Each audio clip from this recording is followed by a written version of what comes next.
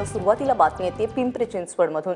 पिंपरी चिंचवडच्या रहाटणीमध्ये इन्फोसिसच्या कर्मचाऱ्याने आत्महत्या केलेली आहे। 24 वर्षीय निनाद पाटील याने राहत्या घराच्या इमारतीच्या 4थ्या मजल्यावरून उडी मारून आत्महत्या केलेली आहे। नाझीम मुल्ला आपल्याबरोबर आहे। नाझीम, का केली आहे या तरुणानं आत्महत्या? आत्महत्येचं कारण अद्याप अस्पष्ट असलं तरी ज्या पद्धतीने ही आत्महत्या केलेली आहे त्यानंतर त्यानं आत्महत्या चेक सुसाईड नोट देखील लिहिलेली आहे आणि सुसाईड नोटमध्ये स्पष्टपणे नमूद केलेलं आहे की या आत्महत्येला कुणालाही दोषी या ठिकाणी धरू नये।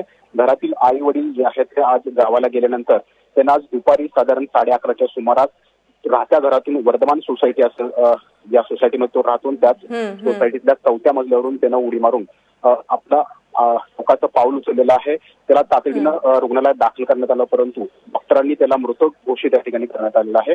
परंतु आत्महत्या का केली हे अद्याप अस्पष्ट आहे। आणि निनाद जो आहे तो हिंदोडीतल्या एका IT कंपनीत कामाला आहे, इन्फोसिस या कंपनीमध्ये कामाला आहे। तो नेमका काय आहे हे अद्याप अस्पष्ट आहे। नाझीम, धन्यवाद या सगळ्या माहितीबद्दल।